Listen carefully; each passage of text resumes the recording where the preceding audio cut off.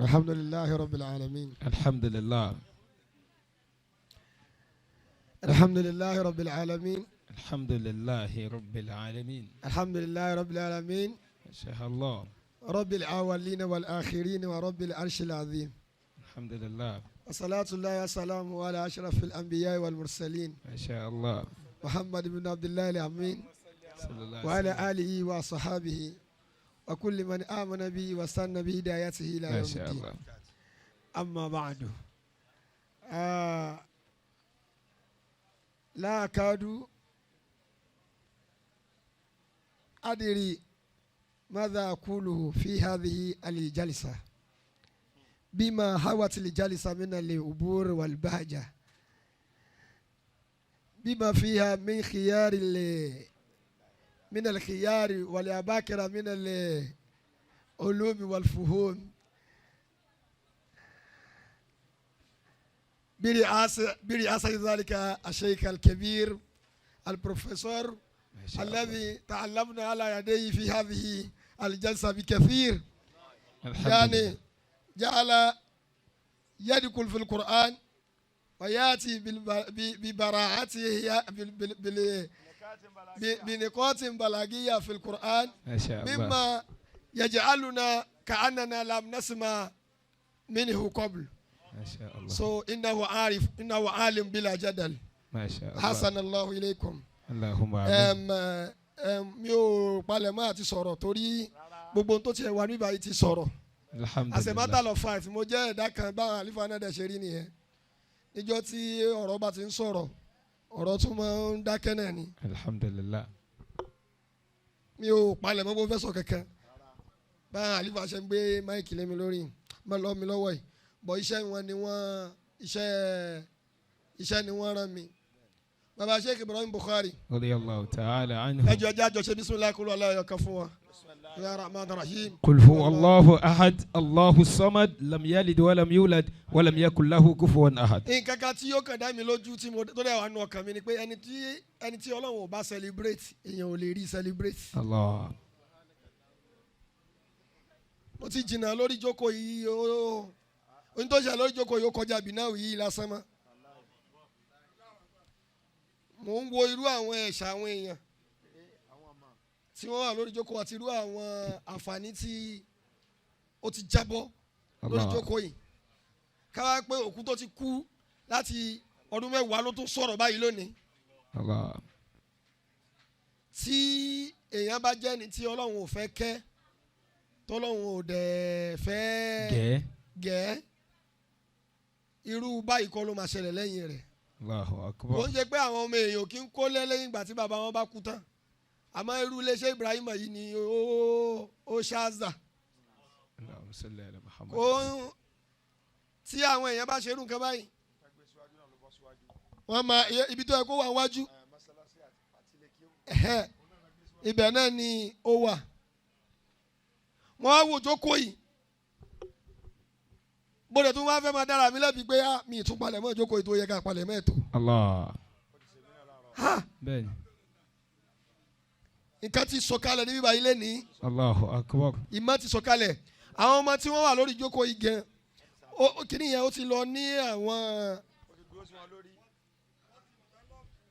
wọ́n ti develop ìfẹ́ fún mímọ̀ àti àwọn aráalé onímímọ̀. Wallahi wallahi. Ntí mo dẹ̀ torí ẹ̀ fẹ́ kírú ìjókòó yìí wá náà nìyẹn. Masha Allah. Al-aghlab ó ní pé tọ́lọ́ bá ti ń ṣàánú àwọn èèyàn yàní yastahzi'una bi fadlil ilmi wa ahlihi yastakifuna bihim yaj'alunahum pé àwọn eléyìí wọ́n kàn bẹ́ẹ̀ni. ẹ̀rọ aláàánú àwọn máa sọ pé ẹ̀yẹ sálọ máa kọ́ kẹ́ẹ̀kẹ́ tẹ́ bá nídìí owó ẹ̀ wá bá wa àwọn èèyàn máa sọ bẹ́ẹ̀. A máa gbọ́dọ̀ lọ́pọ̀lọpọ̀ àwọn ẹ̀ta máa ń sọ báyẹn náà kò kúkú yé láti ilẹ̀ náà nítorí mójútó lè lọ́n fún. So kò mọ pàtàkì ìmọ̀ àtàwọn tí wọ́n ní. So bí jókòó ṣe wá jókòó tí gbogbo àwọn àgbàlagbà wa mú ìmọ̀ wá lóríṣiríṣi mo mọ̀ pé gbogbo àwọn ọmọ tó wà lórí jókòó yìí wọ́n ti mọ̀ tàwa sáàmà pé èmi náà fẹ́ jọ lágbájá yìí. Wallahi. يعني تلذذت بأسلوب إلقاء هذا الأستاذ ẹ pariwo lọ́nà dáadáa. Allahu akbar. kódà ọ̀pọ̀lọpọ̀ nínú wa làwọn ò pé ṣáà náà ò ní máa kó bọ̀ wá sí báwo sí báyìí. Allahu ẹ akbar. bá mi pariwo lọ́nà dáadáa rè. Allahu akbar kabira. So ó jẹ́ kí inú mi dùn tí àwọn ẹni tí ò wá sí lójú ọ̀nà mímọ̀ tó bá kọ́lé báyìí ó lè pa wọn pàṣọ. ìyá nìkan wá sí ká pé òṣùpá bóde jẹ́ra wọ̀ náà ni wọ́n á pè é walakin la ara shay'an ahsan min hadha. Allahumma amin. kí aláǹfààní àti so gbogbo tó lọ́wọ́ bá bùn wá pẹ̀lú mímọ̀ wá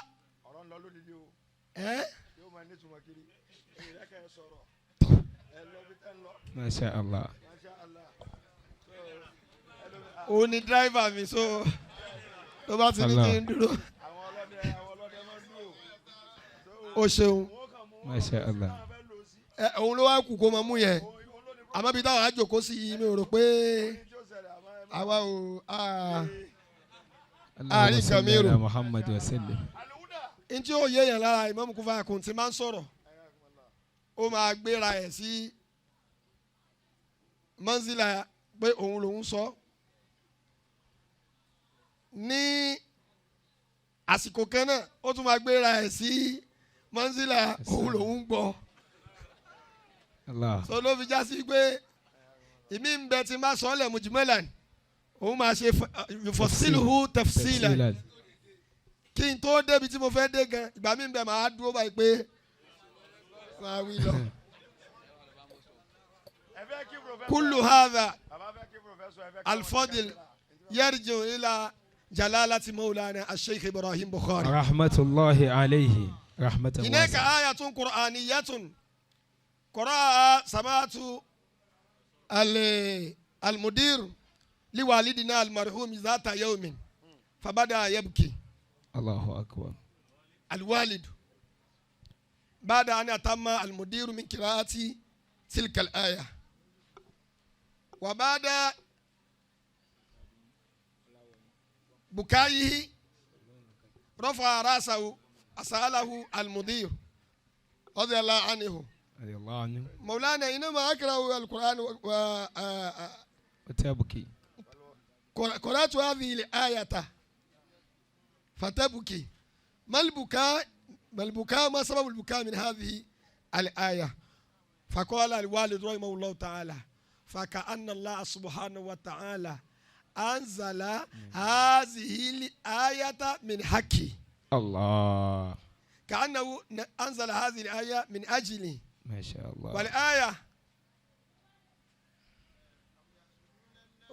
والآية هي الآية الوحيدة التي تقرأها قاطع النص الكبير الأستاذ عبد الواحد عبد الكريم كلما أريد أن ألقي الوعظ فالآية تجري هكذا وأنا ذاك ọdún mẹ́wàá sẹ́yìn la ń sọ̀rọ̀ yìí kèésì iṣẹ́ ìgbà tí wọ́n kú ní àìsẹ̀lẹ̀ àbáwá ṣe àbùkọ́dé ọ̀nà ọkọ̀ káyà náà wọ́n ní amúyásùrù nẹ́ẹ̀nẹ́sà àlàmà Ayakumullah. níbi òwì délẹ̀ náà. Hafizakumullah wa ra'akum. Samada professor ẹ bá bínú torí Ọlọ́run pé amúyásùrù nẹ́ẹ̀nẹ́sà àlàmà atahumullahu min fadlihi. ẹ wo sẹ́ríkù mi ni ọba kọ̀ǹpútà ẹ wo mò ń bọ̀ ọ̀rọ̀ yín tọjọ́ mi ni. wàlàkọ̀dé àtẹ̀yẹ́nà àlà Ibrahim al-kitaba wal-hikmata wàlàkọ̀dé àtẹ̀yẹ́nà àlà Ibrahim al-kitaba wal-hikmata wà àtẹ̀yẹ́nà mulka. Azim. Oya bá ń gbé. أم يحسدون الناس على ما آتاهم الله من فضله bó o bá nígbàgbọ́ nínú Ọlọ́run máa gbàdúrà pé Allahu Akbar. فقد آتينا آل إبراهيم الكتاب والحكمة ẹ bá mọ̀ kí ẹjẹ́ àjọ wí. وآتيناهم ملكا عظيما ṣé ká tẹ̀lé. وآتيناه في الدنيا حسنة ẹ wọ Kùránì.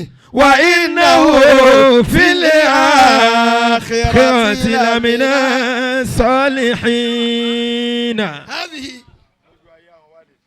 èmi wà ń bẹ̀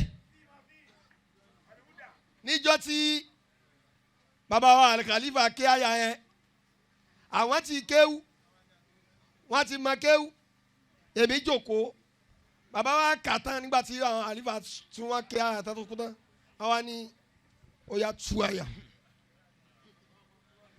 wọ́n ní kí àwọn mùdírò tú àyà yẹn èmi wá ń jókòó mi ń gbọ́ èmi ń wo fíìmù. Allahu Akbar. àwọn àlífà wa na àyà náà ní pọ̀pọ̀ àwọn atú wọn là ń bẹ́ẹ̀ bàbá wa ní bí mo ṣe wà láyé mi yìí mi yéé dá àyàn lọ́nà rí tẹ́ bá gbọ́ pé èmi àtẹ̀yẹ́ ń jà òun ní ń bá mi jà èmi kọ́ mo lọ́ọ́ bá. Allah. ó lè fẹ́ ṣàbòsí fún mi kí n má gbà. Allah. Rahmatullahi àmọ́ pé alayhi. èmi Ibrahim wá dìde mo wá wò pé mo fẹ́ dirò egun lọ́ọ́ bá ẹnìkan kì í ṣẹlẹ̀ sí mi rí. àbí ó ní mùdírù arọ́gbọ́lá ni pé àbí kí ẹni yẹn tẹ́ bá rí ti máa mẹ́rin kan jà tẹ́ rí pé kò kàn mí kí ló ti ń bá jà mo ti rọ́wọ́ lápò ó fẹ́ ṣàbòsí fẹ́ nìkan tí èmi sì wò pé kò yẹ kó rí bẹ́ẹ̀ nítorí lè kàn mí nù. Allah. àmọ́ pé mi Ibrahim ó dìde màá ní mo fẹ́ lọ bá àwọn èèyàn jà kò kì í ṣẹlẹ̀ bẹ́ẹ̀. ọ́ ni wọ́n wọ àyàtọ̀ náà wọ́n aṣọ yìí pé always ni àwọn máa ń wà ní central ọ̀rọ̀ àwọn ò sì mọ̀ pé kí ni mo ń ṣe nígbà tó wá kí àyà yìí wá dàbí pé ṣé àbí torí mi lọ́lọ́run fi sọ àyà yìí kalẹ̀ ni níjọ́ tí bàbá ń sọ̀rọ̀ yìí alikitaba tabati ẹ̀ níyẹn wà wàlí hikimata tí hikimata náà bá wà wà á ta ẹ̀ náà mulika azima وآتيناهم ملكا عظيما. wọ́n á wí fún mi mo gbọ́ ni live and direct ọlọ́ọ̀ni amúyá sùdúnà nẹ́sàlá ما آتاهم الله من فضله. àdàlẹ́ mọ Kùránì tú lọ́dọ̀ àwọn pòfẹ́sọ̀ àwọn tani balaga Kùránì. فقد tábà kọ́ wọ́n bọ̀ àwọn ni wọ́n mọ ibi tí wọ́n ṣe kún tí wọ́n yọ pọ̀ mọ́ òkun rẹ̀ àmọ́ kí n lọ sí ibi ìtumọ̀ rẹ̀. فقد آتينا على أم يحسدون الناس على ما آتاهم الله من فضله. ọlọ́ni kí ló dé tẹ̀yìn èèyàn máa ń ṣe kéta àwọn tá a bá ṣe dáadáa fún báyìí. فقد حياكم الله. ọ̀rọ̀ kékeré ò tí ì ṣẹlẹ̀. الله. kèé ṣe pé bàbá ní Kùránì ní kí ló dé táwọn èèyàn ń ṣe kéta ntọ́lọ́run bá ti ṣe nínú ọlá fún àwọn ẹ̀mẹ́ ènìyàn. فقد آتينا على إبراهيم الكتاب والحكمة وآتينا. àṣẹ àti fún àlà Ibrahim à ń fún ní kìtàbà wọ́n mọ kéwù kìtàbà wọ́n mú kéwù kìtàbà wọ́n hàn kéwù kìtàbà wọ́n jẹ kéwù kìtàbà wọ́n sùn lé kéwù kìtàbà wọ́n wọ kéwù kìtàbà. ó bá ń pariwo ló. آتينا على إبراهيم الكتاب. kò sí àyà yìí bàbá òsì sọ́ńtà o èmi wà lọ jókòó igbe irú kí Ọlọ́run wò lára bàbá yìí tó fi sọ ẹni tí ń ké àyà yìí lé lórí ó ní Ọlọ́run fún ní kìtàbà tírà. والحكمة. ó tún fún wọn lọ́gbọ́n máa pín gbogbo bẹ́ẹ̀ ta. wà á dà ẹ́ náà. ملكا عظيما. Ọlọ́dẹ ló fún wọn lọ́lá tó tóbi ibẹ̀ lèmi ti wá wò pé tá a bá ní àtẹ̀yìnà wal kitaba wal hikma.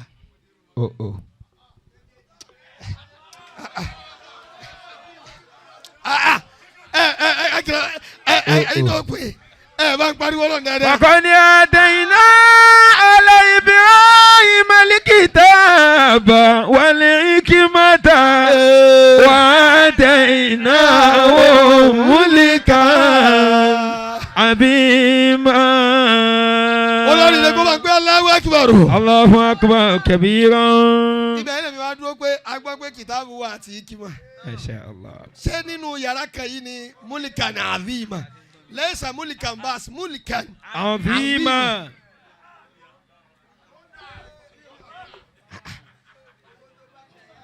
so bàbá sàwa sunkunjọ náà àwa wí lọ bàbá wa lọ tán lílọ tán wa lọ tán ní ìtumọ̀ àyà yẹn ṣe wá ń dé èmi mo wá ní àṣẹ tí bàbá ń sọjọ́ náà lọ́hùn ó ti rí wọn àwọn náà ti rí reality yẹn ìjọ tá ń lọ táwọn ọ̀rọ̀ pa àwọn àṣẹ nǹkan kan fáwọn níta kan sọ náà ni pé ibi tí mo dúró sí níjọ́ tí wọ́n ń lọ ó kù 21 days táwọn padà sọ́dọ̀ Ọlọ́run kò rẹ̀ wọ́n pé everybody wọ́n ní ìdí Al-Qur'an ni mo fi sin sí ibẹ̀ náà ni kẹ́ ẹ dúró lé lórí tẹ́ ẹ bá dúró ń bẹ̀ ẹ má yí papọ̀ mọ́ bí táyé bá ń dàrú sí o tẹ́ ẹ bá dúró ń bẹ̀ wọ́n ní Ọlọ́run okùn yín wọ́n ní ànábì okùn yín صلى الله عليه ó wá وسلم. fọwọ́ gbáyà pé àwa náà okùn yín. الله والله نص العبارة.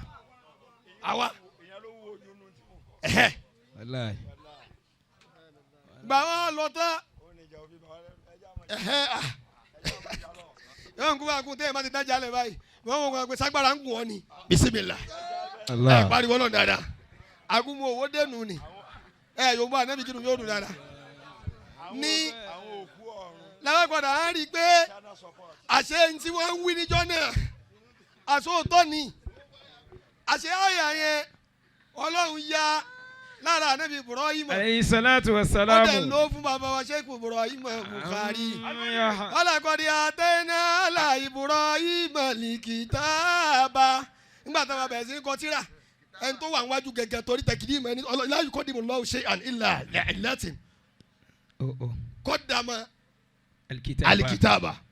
Wa kana al-khalifa huwa alladhi itada al-kitabata kulla waqtin wa hin. اللهم صل على محمد وسلم. Al-mudir ọwọ́ máa ń yún wọn kẹ́kọ̀ọ́ tamajoko lẹ̀ báyìí wọ́n sàárì kẹ̀kẹ́ wọ́n sàárì kọ́ni.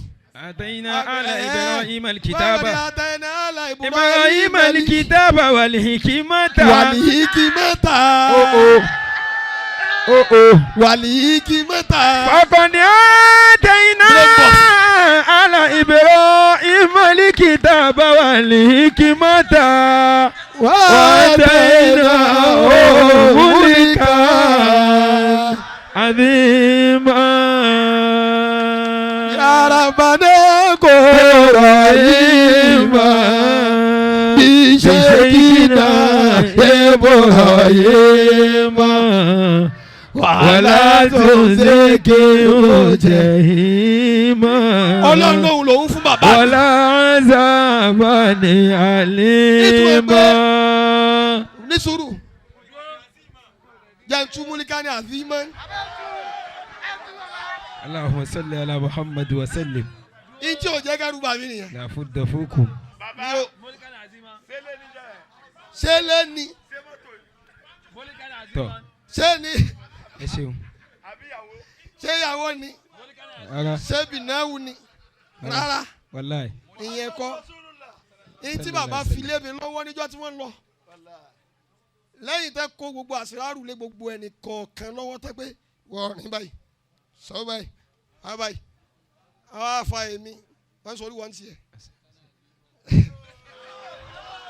Allahumma salli ala Muhammad. sórí lọ di ànábì ju eléyìí báyìí sórí oko tí wọ́n máa ro lọ nìyẹn sórí ibi tó bá wà yẹn àsálàtù òní iṣẹ́ ẹyọ kan tí wọ́n ní lọ́dún ó lé lórí ẹ̀ nìyẹn tí ó bá já sí pé oògùn kan lolúwa ẹ ṣe tó fi tó báyìí àgbẹ̀gbẹ̀rún ó ti máa bá.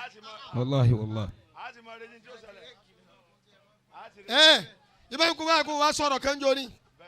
Gẹ́gẹ́ bí hikima. oníṣẹ́yìn ti rí gẹ́gẹ́ bí àlè hikimata. Gẹ́gẹ́ bí hikima. ẹ gbọ́ àbí ṣé hikimata kọ́ ni. Hikima ni o, ó pọ̀ ni o.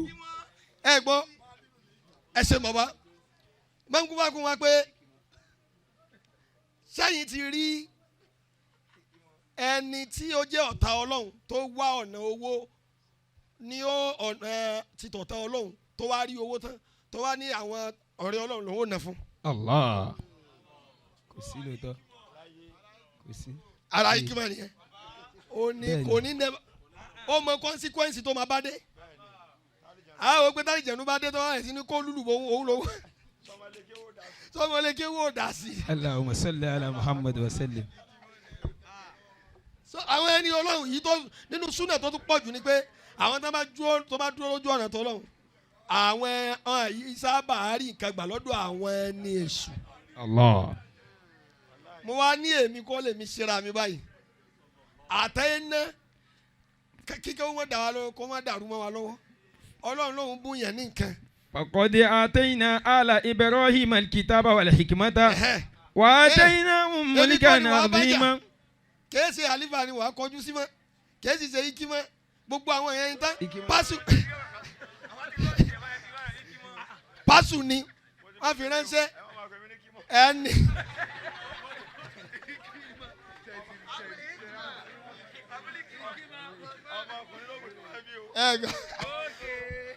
Ọkùnrin ló tún wù kò bá rí mo bá wà lọkùnrin àdè sọ ní Hakeem àbí bẹ́ẹ̀ kọ́ ni. Allahumma salli ala Muhammad wa sallim. Gbogbo àwa wọ̀nyí Allahumma salli ala product yẹn ni tó lọ yẹn ni. radiyallahu ta'ala anhu. Báàlì bá wa ṣe bára wọn báyìí kò yá wọn náà. Allah. Ọlọ́ni àtẹni ala Ibrahim kìtàbà èmi mo fún Ibrahim lélẹ́yìí. Bí àwọn ìmọ̀ kúbá kún náà ṣe rí kò yá wọn náà àwa náà kò yá wa náà Ọlọ́run ní wàá tẹ̀lé àwùfí dùnìyà. hasanatan wáyé. Bishara nìyẹn nìyẹn ń jẹ́ fáwa pé àtẹ̀lé àwùfí dùnìyà hasanatan.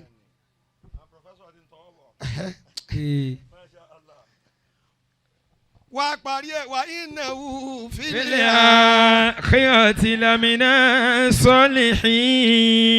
lórí àti gbogbo onúlé yẹn pátápátá yẹn àwọn onímọ̀ àti àwọn tí wọ́n dúró lójú ọ̀nà Ọlọ́run níjọ́ tọ́lọ́run ti ń ṣe láti sọ pé ibi táwọn máa fi sí náà nìyẹn torí àwọn tán ní nìyẹn. Káwa ṣàdúrú nǹkan tó báyìí ká má wàá ríru àwọn tí wọ́n jókòó ti mímọ̀ tó báyìí kàsára bábì náà wù í nìyẹn. Allah. Bitali tí n bá lágbára àti kọ́ eléyìí kalẹ̀ fún àlífà tí àlífà ò bá mọ kí ó ti èlò ńkọ́. Tọ́ ikimọ lẹ́yìn náà. Má wàá jọ dàrú ṣé wàá rí mo rẹ pé mẹ́tẹ̀ẹ̀ta yẹn mẹ́tẹ̀ẹ̀ta tí wọ́n àtẹnẹ́ ala Ibrahim kìtàbà lè kí mọ́ta wàá tẹ́ náà mọ́líkà náà àdìmá bó ṣe wá tún ta mẹ́ẹ̀ta lókìtì náà nìyẹn kò wá sí kan nínú gbogbo ta wí tọ́ọ̀rì kan náà ọmọ Ibrahim tọ́lọ̀ kó mẹ́tẹ̀ẹ̀ta lé lọ́wọ́. Allah bẹ́ẹ̀ni. Kódà àwọn tí wọ́n rìnnà ìwé àwọn méjì wà London báyìí ìkan wà tó fi kó Nàìjíríà táàrin náà kéwù ìkan wà tó fi kó Nàìjíríà òun ni personal designer mi gbogbo yàtọ̀ bá ti jà sí Jalamiya London ló wà nísìn tó bá ti bọ̀ sí Jalamiya tẹ́ bá ba lọ́rùn mi àti English òun ló ràn tẹ́ bá dẹ̀ rí aṣọ yẹn mọ̀ béèrè pé ta ló ṣiṣẹ́ yìí nínú alibarika ọba Sheikh Ibrahim nìyẹn wọ́n wò pé kéèyàn kú ní ọdún mẹ́wàá sẹ́yìn kí Ọlọ́run tún máa wá dá kó tún máa pariwo rẹ̀ ní irú ẹ̀ ní yìí báyìí ń túmọ̀ sí wípé tá a bá ní àwa la ń ṣe fún wọn àwa kọ́ gbogbo ẹ̀yin wá àyìn tó àwọn Ibrahim ń ṣe ẹ̀yìn fún bàbá wọn là àwa kọ́ ẹni tó bá dìsáàfù kọ́ lọ́hùn ó kí nínú àti mọ́láwìlì àlá bí ó ti máa kí náà nìyẹn so aláhàdá mo fi ẹnu bàbá wa àlífà àti gbogbo Ali Ibrahim lápapọ̀ mo fi kí gbogbo ẹ̀yin jahabiza tí ó jẹ́ ojúlówó onímọ̀ torí mọ̀lánẹ́ wàláì aliwalidu múlàun bí ubìlì ilmi wa ali. Allahu Akbar. Ọ̀rọ̀ tí Sheikh wa Ahmadu sọ yìí bàbá kọ̀mpútà lẹ́ẹ̀kan wípé ó tó bí aago 5 pé bàbá dẹ̀ dúró di àwọn wọn ní ká máa wá àwọn kiri mo mọ̀ pé pípẹ́ tẹ́pẹ́ dé ni tó bá yá sí pé ìjókòó yẹn ò tí ì parí tí ó ṣe léwu kí Ustazu Ahmadu kéré tó lójó orí tá máa débẹ̀ gbogbo àwọn afáà tá máa lórí ìjókòó bàbá máa ní ẹni tí ó ṣe wá sí ló dé yìí. Allah. Ọlọ́run bá ṣàlékún kẹ́ wọn. Allahumma amin. tí àwọn èèyàn bá wá pé Davido wá á ṣàǹfààní wọn ò náwó fún nínú àmú bàbá Sheikh Ibrahim Bukhari máa gbé Dr. Professor Aláwìyé Lukmanul Hikma Az-Zakawi wá sínú ilé wa yes yìí tó bá pè mẹ́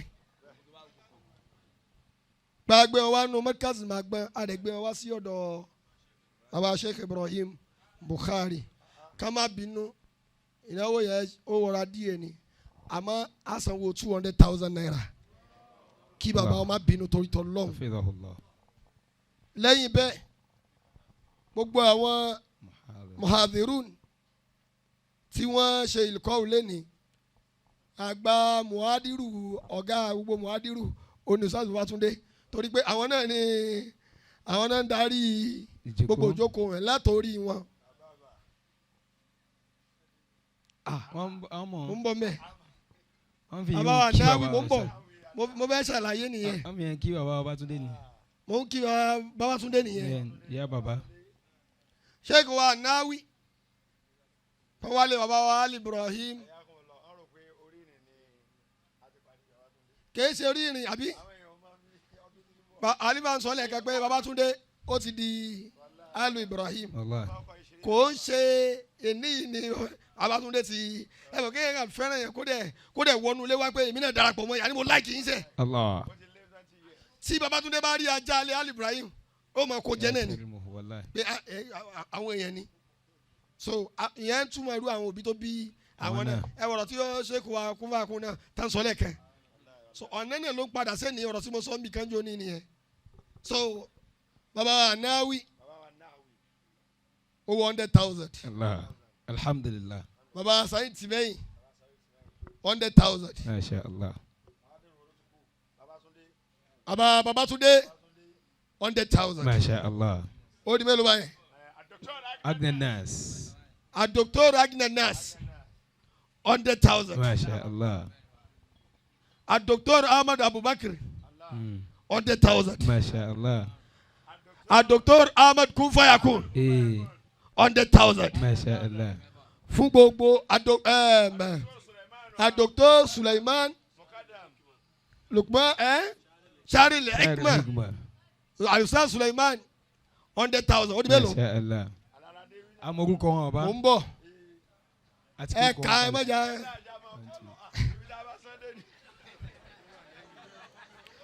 Al-Ustaz Abdul-Latif Ọláwùmí. Masha Allah.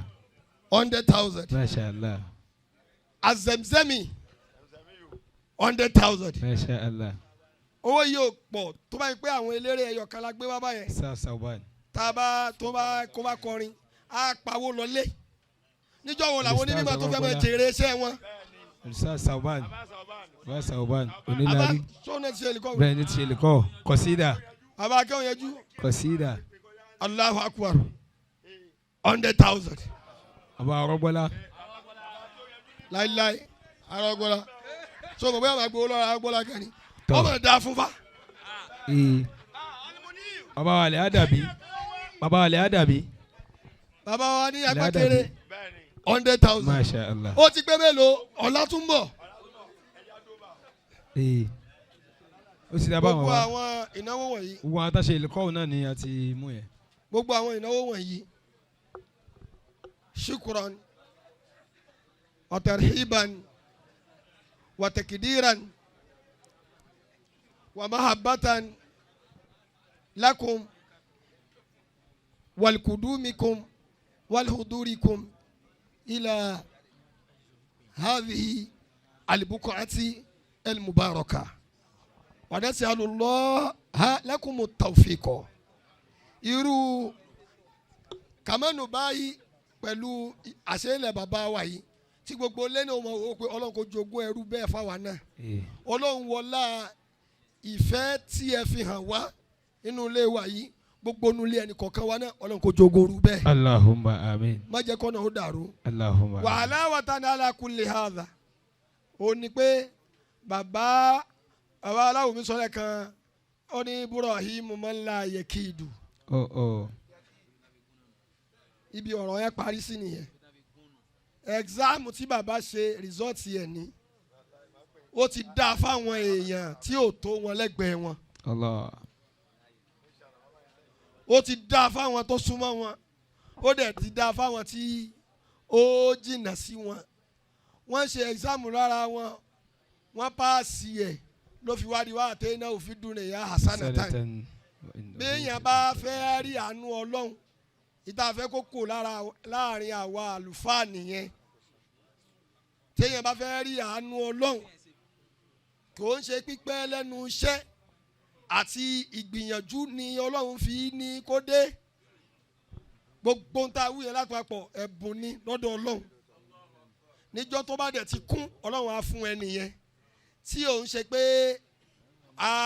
ìjọ tó bá dọ́dọ̀ rẹ̀ ọlọ́run ní hádà àtọ́wù náà èmùnẹ́ni àwí mùsíkì bí géèrè ìsà so ní ẹ̀ẹ̀kan náà ẹ dákun ẹ jẹ́ àtúnṣe kúlú aláwọ̀ ẹyọ kan sọláàtù fàtì ẹyọ kan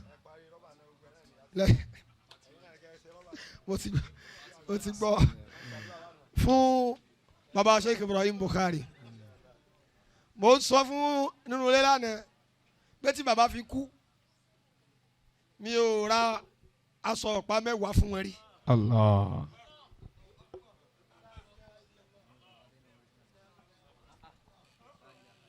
kò dẹ́ ń ṣe pé kò dáa fún mi lójú wọn.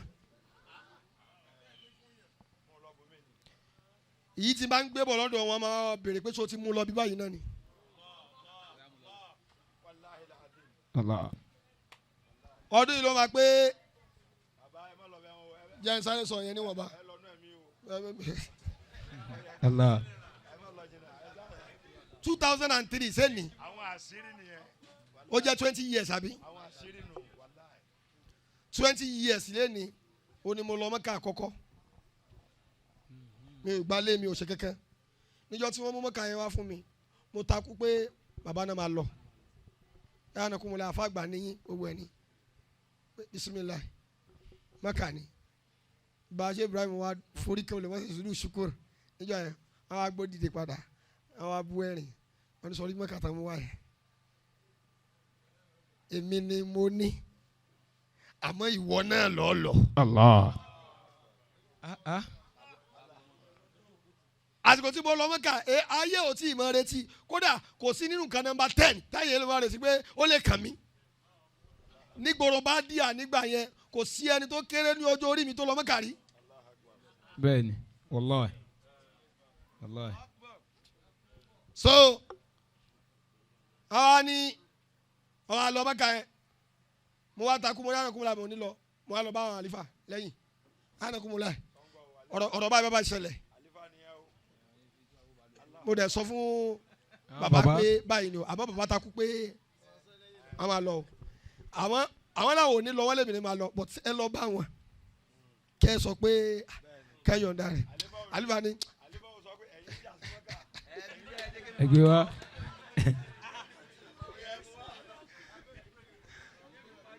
àní bàbá ni mi ní lọ bá wọn ṣẹ́ẹ̀tì ní wàá lọ ìwọ náà ni kò lọ. Allah. àmọ́ yóò di bàbá sọ ń jọ yẹn kíkẹ́ ẹ̀ka tó ń dùn mí ni o níjọ́ tó ń lọ yẹn tí mo wá ń lọ yẹn wọ́n á ní tó bá dọ̀hún wá ṣàdúrà fún èmi náà rọrùn pé èmi náà wà á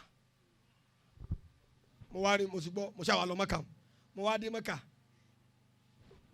àdúrà tán ni kí n ṣe mo ṣe àmọ́ Ọlọ́run ò gbà á gbà tó wá pẹ́ ni mo wá wò pé ó dàbí pé mi ìjẹ́ kọ́ Ọlọ́run gba àdúrà yìí o máa kí ló fà á nígbà tẹ́mi wá dé Mẹ́kà yẹn ní Mẹ́kà àkọ́kọ́ ohun tí wọ́n fi ń pè mí ní aláàjì yẹn mo wá takú lórí pé tí mo mọ irú iṣẹ́ tí bàbá yìí ṣe tá a dẹ̀ ní kó wá lọ Mẹ́kà tó sì takú tó lòun ní lọ àti má máa ṣe ájì yẹn náà máa ṣe lórúkọ bàbá yẹn bóyá tí n bá fi ájì yẹn ṣe ó kọ́ tiwọn ni bóyá àwọn náà ò bá padà lọ ṣe tiwọn fúnra wọn padà. Allah.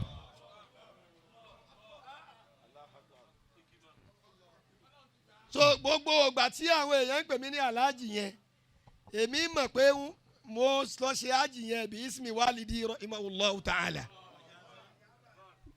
ìgbà tí Mẹ́kà mi padà wá ń dé èmi náà dẹ̀ mọ̀ pé Mẹ́kà mi máa padà wá ẹyọ kan tó kó wá yẹn mo máa fún bàbá lélẹ̀ mo ní kó wá àmọ́ lòun ò ní wá àmọ́ òun náà ni ó ní nígbà Mẹ́kà mi jọ wá ń dé gbogbo àtàwọn yẹn ń pè wá lálàjì ẹ̀ ń yà á jẹ́ nígbà yẹn ó dàbí pa àṣẹ̀ṣẹ̀ di aláàjì kẹ̀kẹ́ ni so àwọn ẹ̀kọ́ lára wọn ó pọ̀ gidigidi gan so bí wọ́n ṣe wá lọ yẹn tí èèyàn ò rí kankan láǹfààní àti ṣe fún wọn yìí máa bá yẹn ní ní máa fọwọ́ bá yẹn ní ẹ̀mí bọ̀ adúpẹ́ gbọ́dọ̀ fún wa ní àlífà tá mójútó lé náà tá mójútó dúkìá yẹn níjọ́ táwọn àlífà ń sọ fáwọn èèyàn pé ẹ̀jẹ̀ mi nì n tó wà lára ẹ̀ ló wà lára mi àwọn ẹ̀ka sọ ọ́ níjọ́ náà lọ́hùn wọ́n ní àlífà gọ̀ wàláhì azim nínú àwọn ẹ̀ṣẹ̀ tó wúwo lọ́kàn mi tó já sí pé bí mo ṣe ní mi ò ń fẹ́ gbọ́rọ̀ sọ́kàn nínú ọ̀rọ̀ tó bà mí nú jẹ́ ní ayé tí ẹ̀dá tí Ọlọ́run náà mọ̀ pé ó níbi tó wọ̀ nú ọkàn mi ó ní ọ̀rọ̀ yẹn pé àlífà wọn sọ fún ọjọ́ náà pé ẹ̀jẹ̀ tó wà lá mẹ́rin wí nǹkan mi nì so àbí báyọ̀ wọ ànábì. sallallahu alayhi wa sallam. gbogbo ẹ̀yin tí a bá wa kẹ́ bàbá wa tẹ́ bá wa kí wọ̀nyí bá a ṣe bisimilahi kul huwallahu mẹ́ta ẹ̀yọ̀kan mẹ́ta salatul fati lẹ́yìn ẹ̀ fún bàbá wa Sheikh Ibrahim Bukhari ọ̀rọ̀ wọn ọ̀rọ̀ tí yóò lè sọ tán ni ọ̀rọ̀ wọn ọ̀rọ̀ tí yóò lè sọ tán ni iṣẹ́ wọn iṣẹ́ tí èyàn ò lè kọ́pì wọn mo ń sọ fẹ́nìkan jọ nígbà tó kí mi pé mo máa ń tọrẹ mo ní mo ṣe ń ta tó yìí mi ò tí ì ṣe tó bàbá mi ó wá ń wò mí pé kí lẹ mí nì mo wá sọ fún pé ntẹ́mi ní lèmi ń búyàn bàbá mi ń búyàn ní tí ò ní. Allah wallahi. ṣe bó yọ ni tí bá àwọn tó fún yẹn sẹ́mi ò ní.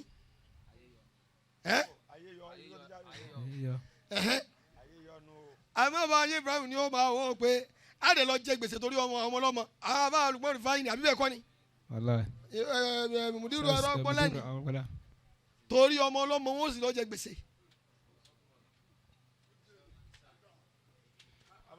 kul huwa Allah kul huwa Allah kul huwa Allah. tó bá di lọ́la kul huwa Allah. ṣé ìjàgbọ́n ló ń bọ̀ lọ́la àwọn afáàsùn pọ̀ tó ń bọ̀ lọ́la náà kó wá.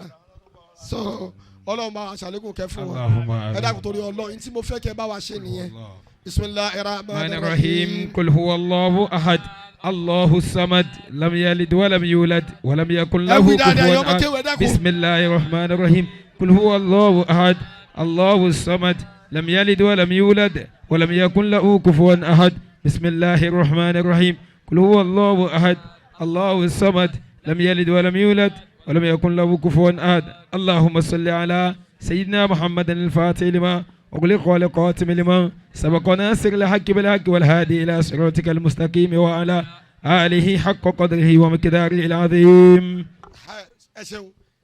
aago mọ́kànlá mẹ́wàá náà ní àárọ̀ la bíbẹ̀ kọ́ yìí tó máa fẹ́ fi kún ẹ dákun gbogbo ẹ̀yin àbákẹ́rẹ́ àti ẹwà lórí ìjókòó yìí ó wúyàn lórí tó pọ̀ ẹ dákun ẹ mọ̀jọ́ kú nínú Lagos State yìí mọ̀rá dáadáa ń sí lórí kínní ó tó. ìmọ̀ wà táwọn èèyàn lè fi ṣàǹfààní tó báyìí ní táwọn arí lórí Facebook ni ẹ.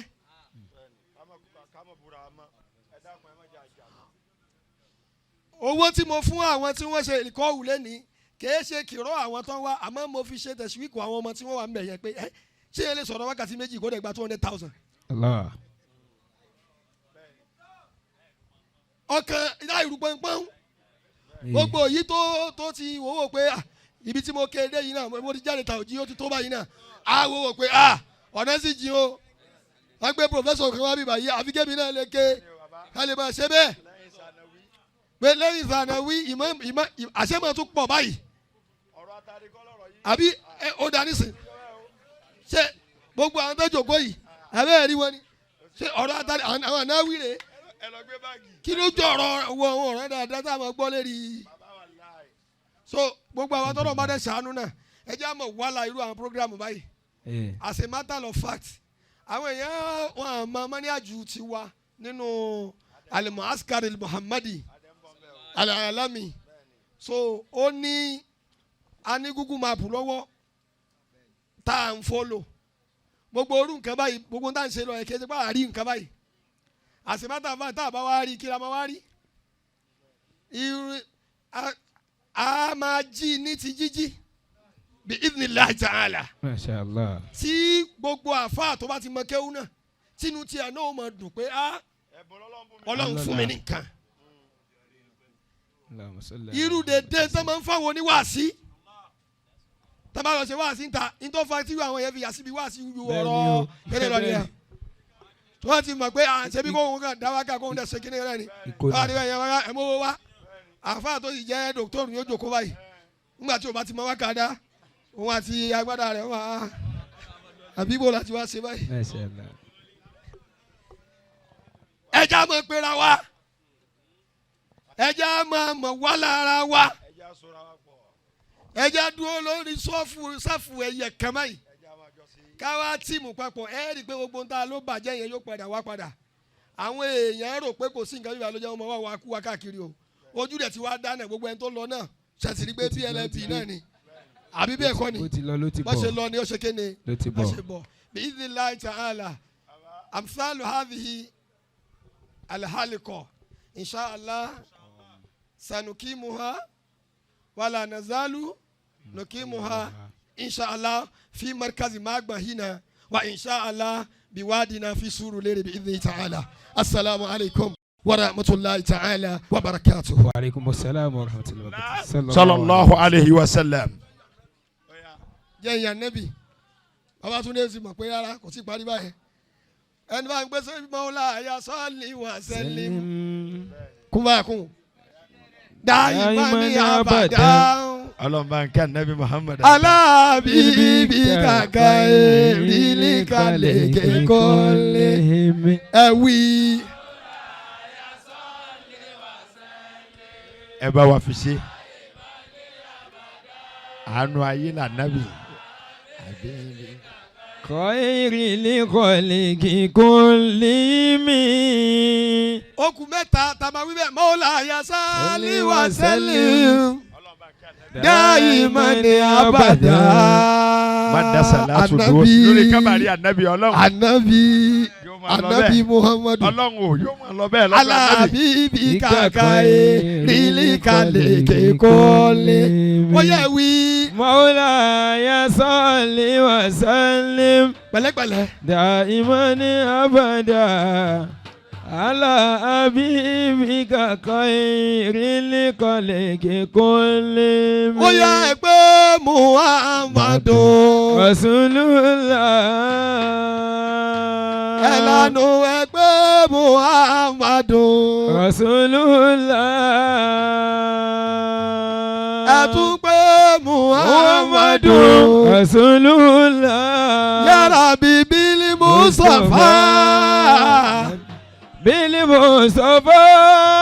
Ya Rabbi bil Mustafa. Baligi fọkọ sidana. Wagifire lana Muhammadu. Ya wasi alikarami. Mawlaya salli wa sallimu. Daiman abada. Ala habibika khairil khalqi kullihim. Zọlámù tuntun náà tàmánì. Àbòsí ńlá ló jẹ́. Àyà zọlá máyìlá. Ẹni tó tún tún wá sí ká má rí kí. Ànábì Muhammad. Ọlọ́run bá a ṣe kí ànábì. Ẹ jẹ́ àjọ sàṣàlátù fún ànábì. Wàsádàmí sákàbí. Tá a bá lọ tá a bá bọ̀ ẹ jẹ́ àwọ̀ bẹ̀. Gbogbo àwọn ọmọ kéwù ẹ jẹ́ àjọ kí. Tàtàlẹ̀ ìjà àti kàṣíyá. Mo ti bàbá lé Ádámì. Mawlaya salli wa sallimu. Daiman abada. Ẹ bá wí dáadáa. Sàrà àjòkó yìí nìyẹn. Khairil khalqi kullihim. Wàrọ̀ wàdátì olíjìbá. Àwọn òkè lọ bá ànábì. Mùsùlùmí mi ń zàbí. Òkè tó kún kẹ́kẹ́. Anẹ́fùsì àìfà ara. Fún ara ànábì. Àyàmá sẹ́mọ́. Ànábì tún ní arágbà. Muhammadu Sayyidul Ànábì lásìwájú ayé. Káwọ́nà èdè wa. Àtàgbàlẹ̀. Ìwàlẹ̀ farí kọ́ ènìmí ni.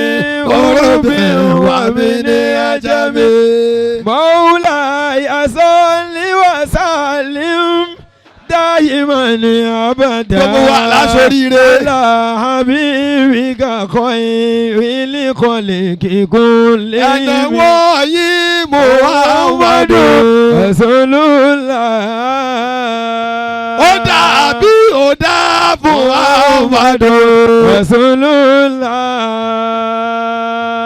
ẹ̀nà wọ́n wí pé Muhammadu رسول الله tàlà síwájú yín Muhammadu رسول الله ya Rabbi bil Mustafa Ànábì bil Mustafa ewì dáadáa bil Mustafa ọ̀rẹ́ Ọlọ́run bil Mustafa àyànfẹ́ Ọlọ́run bil Mustafa oníbọ̀sùn Ọlọ́run bil Mustafa tàlà síwájú ayé Muhammad yìí náà ni ìtàlẹ̀ Ọlọ́run Muhammad yìí náà ni ìtàlẹ̀ aláwìyé Muhammad yìí náà ni Ànáwí Muhammad yìí náà ni tani Babátúndé Muhammad yìí náà ni ya Rabbi bil Mustafa baligi maqasidana wagifirana mawdo ya wasi alikame ya Mawla ya salli wa sallim دائما أبدا على حبيبك خير الخلق كلهم Ọlọ́run má fààyè gbà ewì dáadáa sàtì ẹ má fààyè gbà ìṣòro tí ó yọ fẹ́ mú ọmọ lọ́kàn mi Ọlọ́run má fààyè gbà Ọlọ́run má fààyè gbà sori pé sàtì ẹ má fààyè gbà wàhálà tí ó yọ fẹ́ mú ọmọ lọ́kàn mi Ọlọ́run má fààyè gbà. so ti rí pé ó ti tó ó ṣeun sórí pé kò dọ̀rọ̀ èèyàn wákà tó ń wá kiri yẹn sórí pé o lè mọ kí o kò tún mọ ẹ wákà dábàá yẹn. Masha Allah. tó bá wò pé torí pé olóhùn tó fẹ́ mọ bá kiri nìyẹn bàbá kọ̀ǹpútà àti bàbá ṣe Ibrahim Buhari àwọn náà ṣàánú àwa méjèèjì yìí tó bá yẹ pé wọ́n fẹ́ tà wá lásìkò tí